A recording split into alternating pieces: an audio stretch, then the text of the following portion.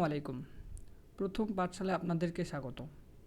আজকের টপিক বাংলা সাহিত্য, যা অ্যাডমিশন ও জব পরীক্ষার্থীদের জন্য খুবই গুরুত্বপূর্ণ।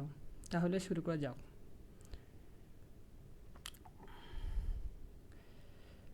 কোন যুগে বাংলা লিপি ও অক্ষরের গঠন কার্য শুরু হয়? উত্তর সেন যুগ। কোন শাসনামলে বাংলা লিপি স্থায়ী রূপ তৈরি করে অক্ষর গঠনের কাজ শুরু হয়? উত্তর পাঠান যুগে। ভারতীয় মৌলিক লিপি কোনটি? ভারতীয় মৌলিক লিপি হচ্ছে ব্রাহ্মী লিপি। বাংলা লিপির উৎস কি? বাংলা লিপির উৎস হল ব্রাহ্মী লিপি। ভারতীয় কোন লিপিমালা ডান দিক থেকে লেখা হয়? খরচটি। ভারতীয় কোন লিপিমালা ডান দিক থেকে লেখা হয়? উত্তর খরচটি। বাংলা সাহিত্যের যুগকে কয় ভাগে ভাগ করা হয়? বাংলা সাহিত্যের যুগকে তিন ভাগে ভাগ করা হয় বা তিনটি ভাগে ভাগ করা হয়।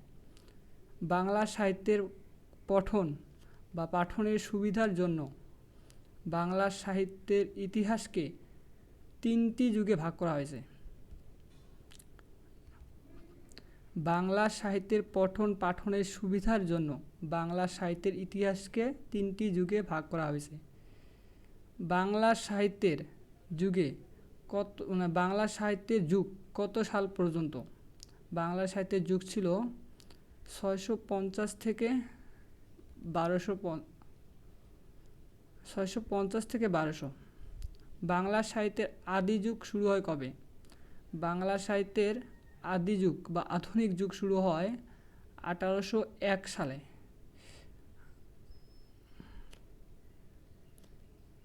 কোন সাহিত্যকর্মে সন্ধ্যা ভাষার প্রয়োগ আছে? চর্যাপদ।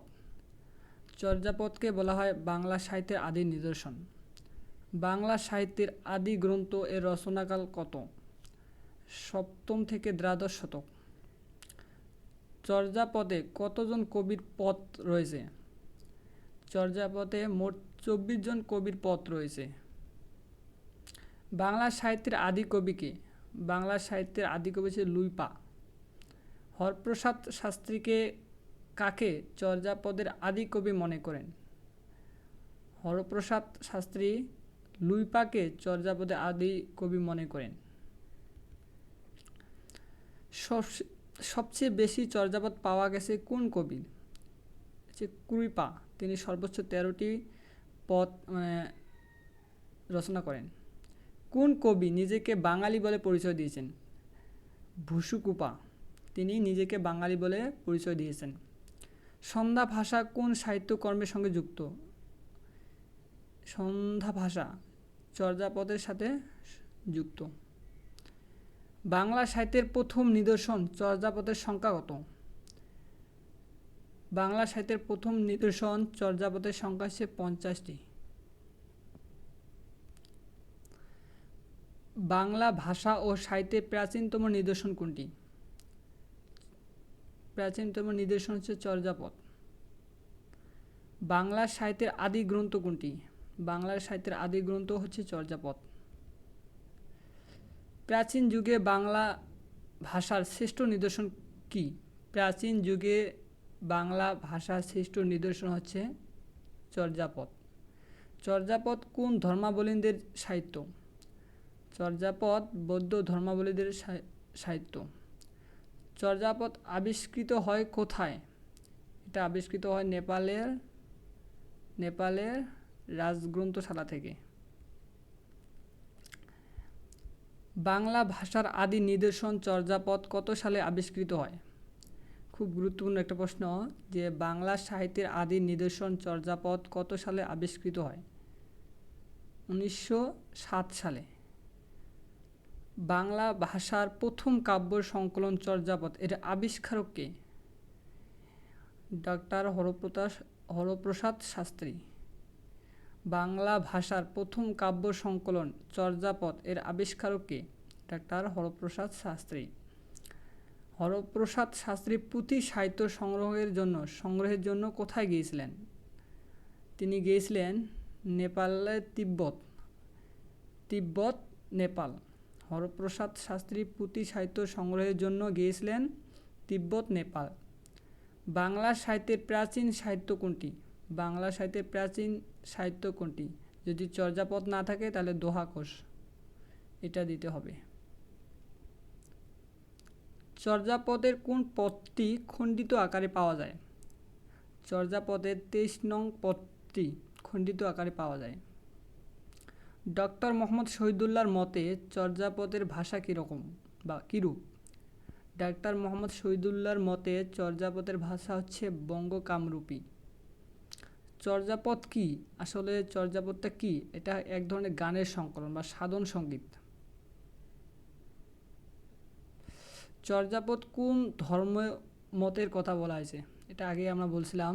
চর্যাপদ বৌদ্ধ ধর্মাবলম্বীদের একটা গ্রন্থ, একটা কাব্য বা গানের সংকলন। চর্যাপদের টিকাকারের নাম কি? চর্যাপদের টিকাকারের নাম হচ্ছে মণি দত্ত।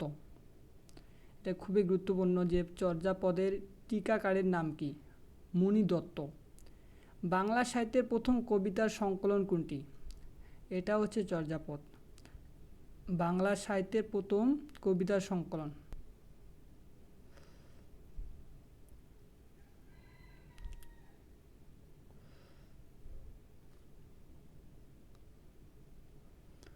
মধ্যযুগের বাংলা সাহিত্যের শ্রেষ্ঠ নিদর্শন কোনটি? মধ্যযুগের বাংলা সাহিত্যের শ্রেষ্ঠ নিদর্শন হচ্ছে বৈষ্ণব পদাবলী। পদ ও পদাবলী বলতে কি বোঝায় বা কি বোঝো? পদাকারে রচিত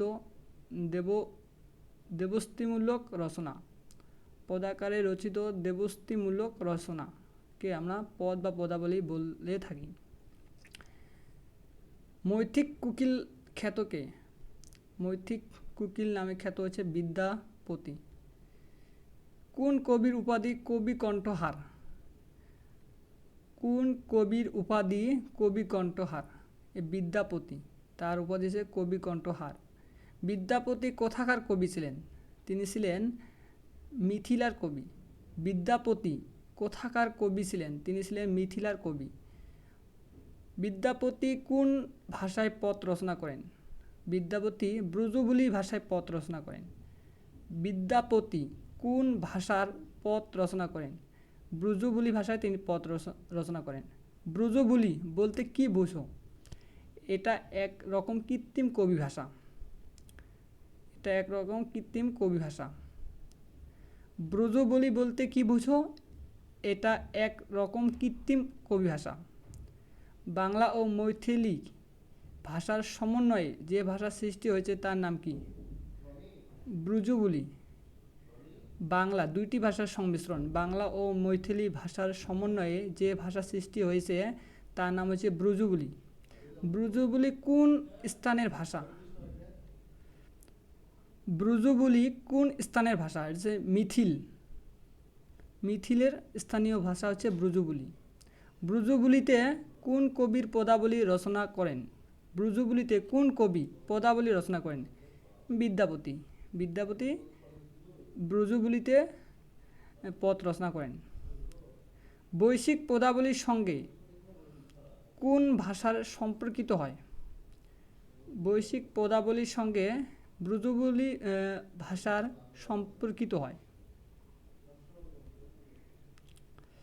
মুকুন্দরাম চক্রবর্তী রচিত কাব্যগ্রন্থের নাম কি? মুকুন্দরাম চক্রবর্তী রচিত কাব্যগ্রন্থের নাম হচ্ছে চণ্ডীমঙ্গল। চৈতন্য জীবনী কাব্যের শ্রেষ্ঠ কবি কে? চৈতন্য জীবনী কাব্যের শ্রেষ্ঠ কবি হচ্ছে কৃষ্ণদাস কবিরাজ। কৃষ্ণদাস কবিরাজ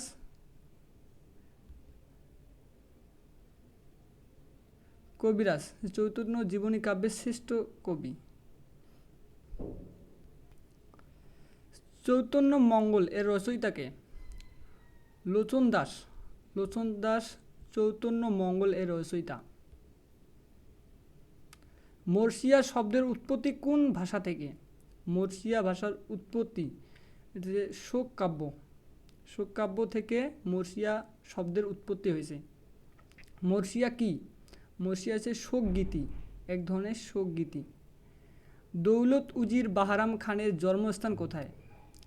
দৌলত উজির বাহারাম খানের জন্মস্থান হচ্ছে চট্টগ্রাম। জঙ্গনামা কাব্যের বিষয় কি? জঙ্গনামা কাব্যের বিষয় ছিল যুদ্ধ বিগ্রহ। জঙ্গনামা কাব্যের বিষয় ছিল যুদ্ধ বিগ্রহ। কর্সা কি? কর্সা শ্রী চৈতন্যদেবের জীবন কাহিনীকে আমরা কর্সা বলি। শ্রী চৈতন্যদেব তিনি হচ্ছেন মধ্যযুগের একজন পণ্ডিত বলা হয় তাকে। তিনি একটিও কবিতা রচনা করেনি, কিন্তু তাকে কবি বলা হয়। জীবনী কাব্যের রচনার জন্য বিখ্যাত কে? জীবনী কাব্য রচনার জন্য বিখ্যাত হচ্ছে বৃন্দাবন দাস। বৃন্দাবন দাসকে জীবনী কাব্য রচনার জন্য বিখ্যাত। লোকসাহিত্য বলতে কি বোঝো? লোকসাহিত্য বলতে আমরা বুঝি ছড়া, গান, ধাঁধা, প্রবাদ প্রবচন। লোকসাহিত্য বলতে আমরা বুঝি ছড়া, গান, ধাঁধা, প্রবাদ প্রবচন। লোকসাহিত্য কাকে বলে? লোকসাহিত্য লোকের মুখে প্রচলিত ছড়া ও গান, কাহিনী ইত্যাদিকে বলা হয়। লোকসাহিত্য কাকে বলে? লোকের মুখে প্রচলিত ছড়া, গান ও কাহিনীকে আমরা লোকসাহিত্য বলে থাকি। বাংলা লোকসাহিত্যের প্রাচীনতম নিদর্শন কোনটি? বাংলা লোকসাহিত্যের প্রাচীনতম নিদর্শন হচ্ছে ছড়া। লোকসাহিত্যের প্রাচীনতম নিদর্শন হচ্ছে ছড়া। বৈষ্ণব পদকর্তার চণ্ডীদাস কতজন ছিল? বৈষ্ণব পদকর্তা চণ্ডীদাস কতজন? চণ্ডীদাস মোট ছিল 4 জন। তারা বৈষ্ণব পদাবলী রচনা করেন। মধ্যযুগের বাংলা সাহিত্যের অন্যতম নিদর্শন হচ্ছে মঙ্গল কাব্য। মঙ্গল কাব্য তাহলে কি? মঙ্গল কাব্য হচ্ছে মধ্যযুগের বাংলা সাহিত্যের অন্যতম নিদর্শন। মঙ্গল কাব্য রচনার মূল উল্লেখিত কারণ কী ছিল? মঙ্গল কাব্য রচনার মূল উল্লেখিত কারণ ছিল স্বপ্নে দেবী কর্তৃক আদেশ লাভ। দেবী কর্তৃক আদেশ লাভ এটাই ছিল মঙ্গল কাব্য রচনার মূল উল্লেখিত কারণ। মঙ্গল কাব্য কোন 2 দেবতার প্রাধান্য বেশি? মঙ্গল কাব্যের 2টা দেবতার প্রাধান্য বেশি ছিল, মনসা ও চণ্ডী। কোন মঙ্গল কাব্যের কয়টি অংশ থাকে? কোন মঙ্গল কাব্যের কয়টি অংশ থাকে? কোন মঙ্গল কাব্যের 5টি অংশ থাকে। মঙ্গল কাব্যের কবি নন কে? মঙ্গল কাব্যের কবি নন, যে এমন অপশন থাকে যে 4টার মধ্যে নিচের কোনটি মঙ্গল কাব্যের কবি নন? উত্তর দাস রায়, তিনি মঙ্গল কাব্যের কবি নন। মনসা মঙ্গল কাব্যের আদি কবিকে? খুব গুরুত্বপূর্ণ একটা প্রশ্ন, প্রায় সব পরীক্ষায় আসে, এক্সামে আসে, যে মনসা মঙ্গল কাব্যের আদি কবিকে? কানা হারিদত্ত। চণ্ডীমঙ্গল কাব্যের প্রধান কবিকে? চণ্ডীমঙ্গল কাব্যের প্রধান কবি হচ্ছে মুকুন্দরাম চক্রবর্তী। মুকুন্দরাম চক্রবর্তীকে চণ্ডীমঙ্গল কাব্যের প্রধান কবি বলা হয় বা বিবেচনা করা হয়। কবি কঙ্কন কার উপাধি? তার একটা উপাধি ছিল, মুকুন্দরাম চক্রবর্তীর উপাধি হচ্ছে কবি কঙ্কন। আচ্ছা, মুকুন্দরাম চক্রবর্তী। কবি কঙ্কন কার উপাধি? মুকুন্দরাম। কবি ভারতচন্দ্রের উপাধি নাম কি? কবি ভারতচন্দ্রের উপাধি নাম ছিল রায়মঙ্গল। আমরা ভারতচন্দ্র রায়গুণাকার। মঙ্গল যুগের সর্বশেষ কবির নাম কি? মঙ্গল যুগের সর্বশেষ কবি হচ্ছে ভারতচন্দ্র রায়গুণাকর। মঙ্গল কাব্যের সর্বশেষ কবির নাম কি? ভারতচন্দ্র রায়গুণাকার। মধ্যযুগের বাংলা সাহিত্যের শ্রেষ্ঠ কবিকে? খুব গুরুত্বপূর্ণ একটা প্রশ্ন, যে মধ্যযুগের বাংলা সাহিত্যের শ্রেষ্ঠ কবিকে? ভারতচন্দ্রকে মধ্যযুগের বাংলা সাহিত্যের শ্রেষ্ঠ কবি বলা হয়। ব্যালেট কি? ব্যালেট হচ্ছে গীতিকা। ব্যালেট হচ্ছে গীতিকা। লোকসাহিত্য সংগ্রহের অবদান রেখেছে কি? লোকসাহিত্য সংগ্রহে অবদান রেখেছে দীনেশচন্দ্র সেন। লোকসাহিত্য সংগ্রহের অবদান রেখেছে দীনেশচন্দ্র সেন। ময়মনসিংহ গীতিকা সংগ্রহ করেন কে? ময়মনসিংহ গীতিকা সংগ্রহণ করেন কে? দীনেশচন্দ্র সেন। তিনি ময়মনসিংহ গীতিকা সংগ্রহ করেন এবং লোকসাহিত্য সংগ্রহের অবদান রাখেন। ময়মনসিংহ গীতিকা সম্পাদন করেন কে? দীনেশচন্দ্র সেন। তিনি ময়মনসিংহ গীতিকা সম্পাদন করেন। ময়মনসিংহ গীতিকা কয়টি ভাষা অনুদিত হয়েছে? এ যাবৎ ময়মনসিংহ গীতিকা 23টি ভাষায় অনুদিত হয়েছে। ময়মনসিংহ গীতিকার মহুয়া পালা রচয়িতাকে? মহুয়া পালার রচয়িতা দিস কানাই। হারামণি কি বা এর সংকলনকে? এটা হচ্ছে প্রাচীন লোকগীতি। এর সংকলন হচ্ছে মোহাম্মদ মনসুর উদ্দিন। প্রাচীন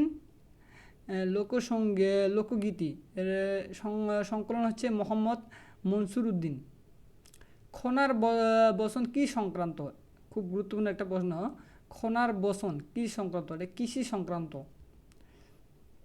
মধ্যযুগের কবি শুকুর মোহাম্মদ কোন জেলার আদিবাসী ছিলেন? মধ্যযুগের কবি শুকুর মোহাম্মদ কোন জেলার অধিবাসী ছিলেন? তিনি ছিলেন রাজশাহীর অধিবাসী। যদি থাকে বন্ধুর মন গাও পাইরত কতক্ষণ, এটি কোন প্রকার লোকসাহিত্য?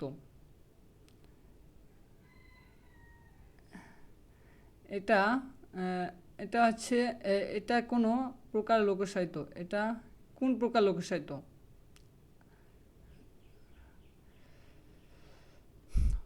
ময়মনসিংহ ভবানন্দ উপাখ্যান কার রচনা?